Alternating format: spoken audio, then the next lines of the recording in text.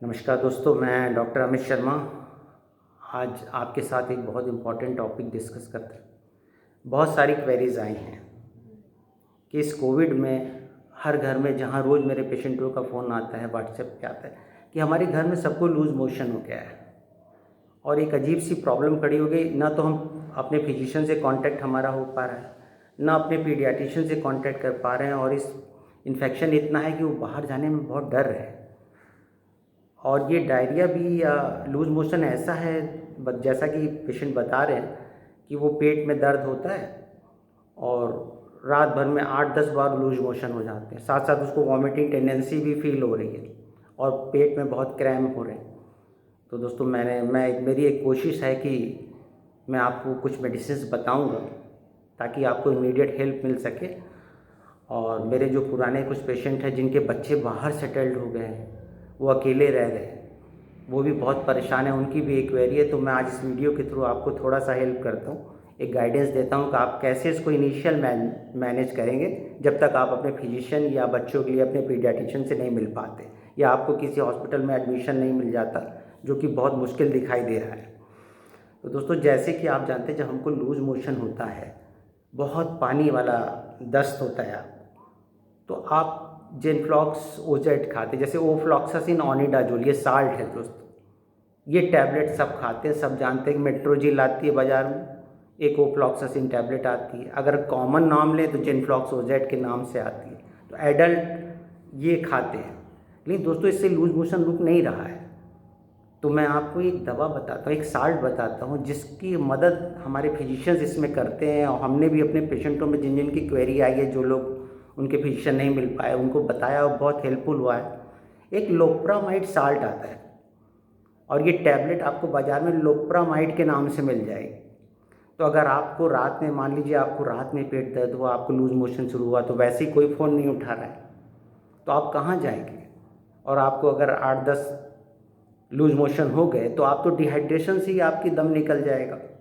तो ऐसे में अपने को बचाने के लिए आप क्या करेंगे? इस लोप्रामाइड, आप ध्यान से सुनिएगा दोस्तों, टैबलेट लोप्रामाइड आइमोडियम के नाम से भी आती है।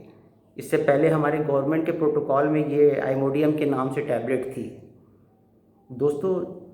ठीक तो आपको फ्लॉक्सासिन ऑनिडाजोल ही करेगी, मेट्रोजिल और ओफ्लॉक्सासिन, जेनफ्लॉक्सोजेट जो हम खाते हैं। लेकिन इमीडिएट रोकने के लिए डायरिया को, जो पानी जैसे दस्त हो रहे हैं, ये आइमोडियम या लोप्रामाइड टैबलेट काम आती है। ये 2 mg की एक टैबलेट आपको लेनी है और विश्वास मानिए दोस्तों, बहुत जल्दी ये आपको डायरिया, जो पानी जैसा लूज मोशन हो रहा है, उसको तुरंत रोक देगी। क्योंकि इस टैबलेट का फंक्शन क्या होता है, मैं आपको थोड़ा सा समझा दूँ। जब ये टैबलेट हम लेते हैं तो ये टैबलेट हमारे में जो गट मूवमेंट है हमारे स्टमक का, जिसकी वजह से नीचे प्रेशर पड़ता है, क्रैम्प होते हैं, उसको एकदम स्लो डाउन कर देती है। ये इसका फीचर है। तो जैसे ही उसको स्लो डाउन करती है तो हमारा बॉवल मूवमेंट कम हो जाता है। जब बॉयल मूवमेंट कम हो जाता है तो इमीडिएट वो पानी रुक जाता है। तो अगर दोस्तों आपको 8-10 लूज मोशन हो जाते हैं रात में, इमीडिएटली आपको कोई हेल्प नहीं मिल पाती, आपके फिजिशियन नहीं मिल पाते, आपको एडमिशन नहीं मिल रहा है, बाहर जाने से आप डर रहे हैं, तो ये टैबलेट अपने पास रखिए इमरजेंसी के लिए। और टैबलेट लोप्रामाइड या आइमोडियम किसी नाम से आती है, 2 mg की एक टैबलेट खानी, इसी से आपको हेल्प मिल जाएगी। और अगर इससे नहीं होता, 4 घंटे बाद आप एक रिपीट कर सकते हैं बस। ये आपको इमीडिएट उस लूज मोशन या डायरिया, दस्त जो भी हो रहा है, आपको तुरंत रोक देगी। आपके शरीर से पानी, वाटर लॉस नहीं होगा, आपको डिहाइड्रेशन नहीं होगा दोस्तों, और आप बच जाएंगे। तो ये टैबलेट को बहुत इंपॉर्टेंट टैबलेट है, ये आपको हेल्प कर सकती है। हम लोगों ने बहुत से मेरे पेशेंट हैं जिनको मैंने ये बताया, उनका लूज मोशन नहीं रुक रहा था, उनका फीडबैक आया है, उनको हेल्प मिली, सब ठीक हुए हैं।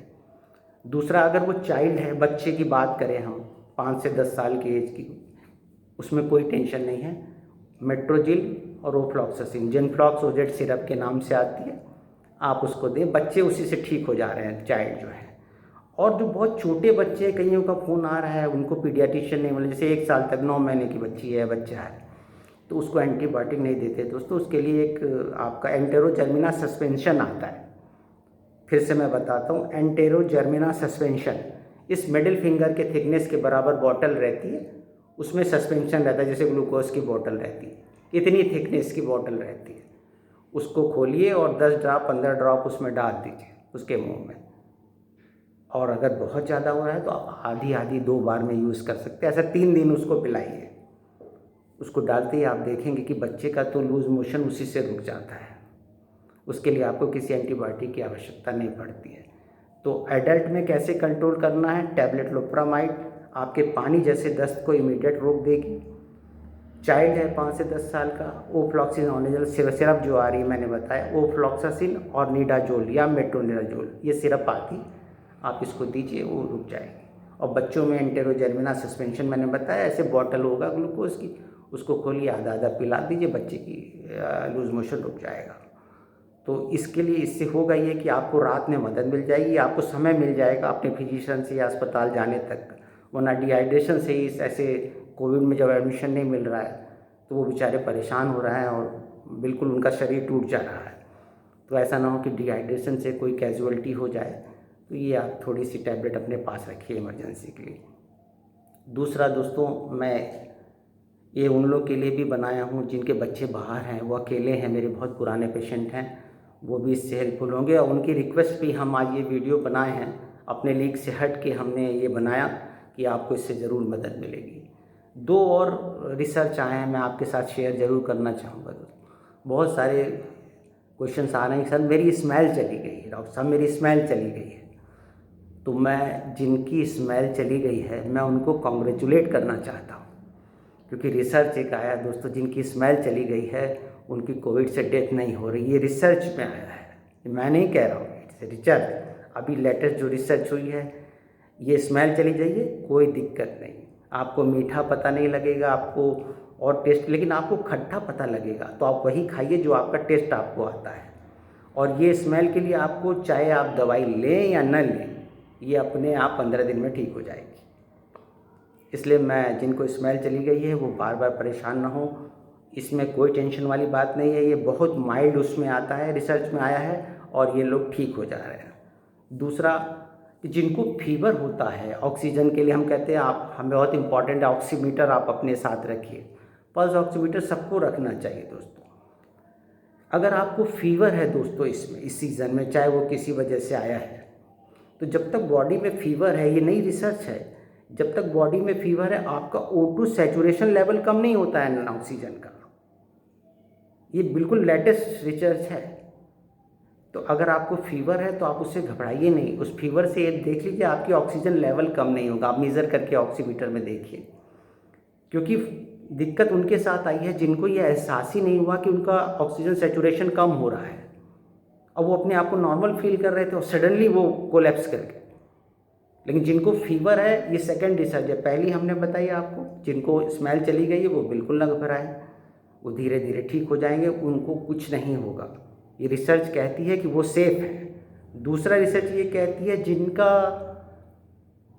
इसमें अगर हम वो ऑक्सीजन लेवल, जिनका सैचुरेशन जो है वो 94 से ऊपर है या 94 से नीचे है, उनको एहसास नहीं हो रहा है, कम हो जाता है, उनके साथ क्या होगा, वो पता ही नहीं कर पा रहे। तो ऑक्सीमीटर अपने साथ रखिए, उसको मेज़र करिए, और अगर ऑक्सीमीटर आप मेज़र करेंगे दोस्तों तो आप ऑक्सीजन लेवल को चेक करने में सफल हो जाएंगे।